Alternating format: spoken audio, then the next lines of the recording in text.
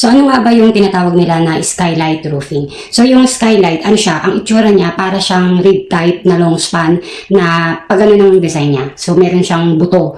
So ang kaibahan lang yung mga rib type na metal, ito made from ano siya, polycarbonate and acrylic. So lightweight lang siya. Pwede mo siyang i-alternate, halimbawa gumamit ka ng rib type or long span, i-alternate metal and then itong skylight. Common siya ginagamit. Halimbawa, gusto mo ng liwanag na gusto mong ilagay sa garahe mo or kaya sa canopy or kaya sa garden or sa lanay area mo. Common nyo din po siyang makikita, di ba, sa mga warehouses, yung mga malalaking mga bodega, di ba malalapad yung mga bubong nila. So, para makatipid sa electricity at hindi masyado magbubukas ng ilaw, nag-alternate sila sa bubong nila ng mga rib type tapos and then kasunod naman yung mga skylight.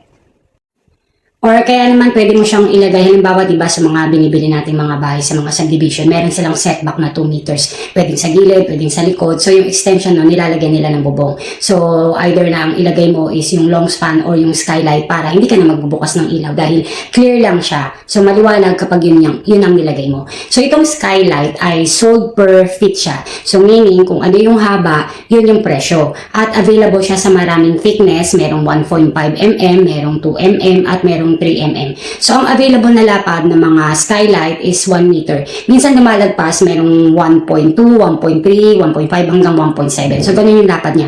Halos kasing lapad siya ng mga rib type long span na metal roofing. So, itong skylight compared sa mga solid polycarbonate, mas mura siya. Mas mas cheaper kesa sa yung mga flat sheets na mga polycarbonate. Halos kasing presyo siya ng mga twin wall na polycarbonate. So, 4 na klase po pala yung thickness na pagpipilian nyo sa mga skylight. Yung pinakamanipis is 1.5 mm, second is 2 mm, and then 2.5 mm, at yung pinakamahal yung 3 mm. So, mas makapal, syempre mas mahal. So, paano nga ba siya computein? For example, halimbawa, ang presyo ng 1.5 mm is 170 per LF. So, 170, halimbawa, ang haba ng kailangan mo is 10 feet. So, 170 multiply by 10. So, yun po yung presyo niya, bawat isa. So, depende siya sa haba at depende po siya sa kapal. So, itong mga skylight roofing, hindi po siya available anytime. Kaya kung kailangan mo na agad, dapat meron kang pataan na ilang days bago mo siya kailanganin kung ilalatag mo na siya sa trusses mo. Kasi sometimes, ang tagal po niyan bago orderin. Ang production po niyan, halimbawa, kung orderin mo ngayon, at least mga 2 weeks hanggang 3 weeks. Minsan umaabot pa ng 1 month sa fabrication or sa planta kung o-orderin mo muna. Kaya I suggest kailangan orderin mo muna siya bago mo siya kailanganin. Kailangan sukatin mo muna mabuti. Halimbawa, para masukat mo siyang mabuti, sukatin mo muna yung lapad nung paglalatagan mo ng trusses mo. So kung halimbawa ang lapad is 8 feet. So, ang isang skylight, ang lapad ay 1 meter. So, i-divide mo lang yun. Para malaman mo kung ilan yung kailangan mo. And then, yung haba, yun naman yung magiging presyo.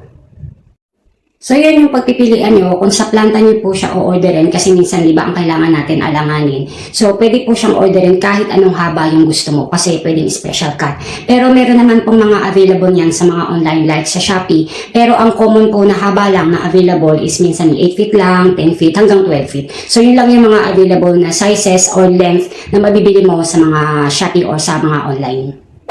So, kapag i-install nyo naman po siya, kailangan kumuha kayo ng mga professional, yung talagang marunong gumawa ng mga trusses, ang nagkakabit talaga. Yung aware talaga kayo na nagkakabit sila ng mga bubong dahil para maiwasan yung mga leakage. So, bigyan ko kayo ng example kung paano nyo malaman or paano mag-estimate kung ilan yung kailangan nyo na skylight roofing. So, for example, ito, di ba? Ito yung trusses, yung paglalatagan mo ng skylight. Kung halimbawa, ang sukat nito, yung lapad is 20 feet. At halimbawa naman, ang haba naman nito, yung paglalatagan mo niyan, 10 feet. So, ang lapad na available ng mga skylight is 1 meter. Approximately lang yan, mas mahaba pa dyan, sometimes 1.2, 1.5, or 1.7. Depende sa profile ng planta, yung lapad. Pero hindi bababa ng 1 meter. So, yan, 1 meter. So, ang gagawin mo, itong 20 feet.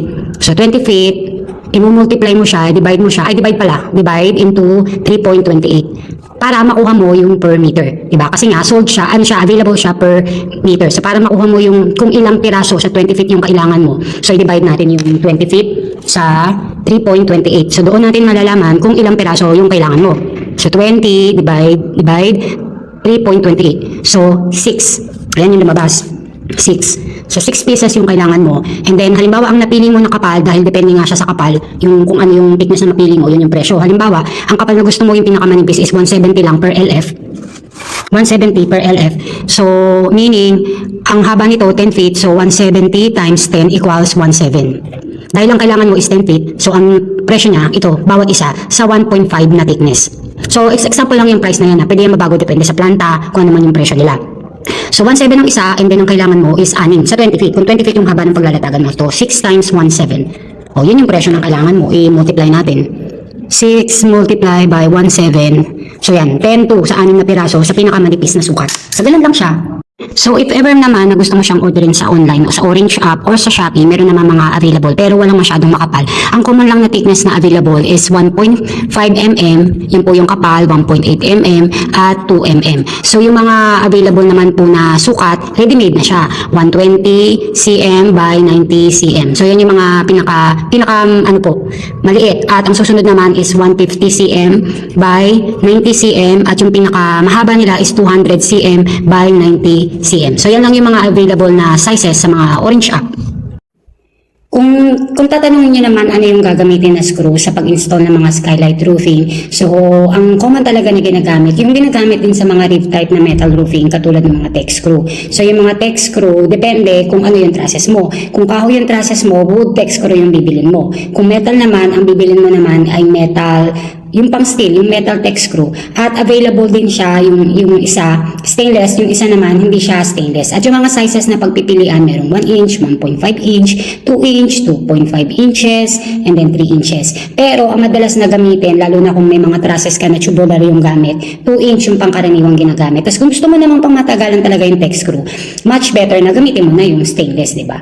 Pero pwede rin naman kahit hindi siya stainless. So itong mga skylight roofing, if properly installed, pwede po siyang tumagal 10 to 15 years. So I hope nakatulong tong video na ito para makapili ka kung ano ba yung gusto mo na gamitin na bubong para sa canopy or para sa whatever kung saan mo siyang gagamitin. So itong skylight roofing, pwede siya sa mga canopy dahil nga kung gusto mo yung mga maliwanag, so may UV protection na rin naman na yan. So okay itong product na to compared sa mga mas mahal na klase ng mga polycarbonate. Mas cheaper siya. Tapos maganda rin. Tapos pwede mo pa siyang i-alternate sa mga rib type na bubong. Kung gusto mo lang ng dagdag na liwanag, halimbawa gusto mo yung bubong mo may metal, tapos merong skylight, so ganun, dagdag liwanag lang siya. So yun lang.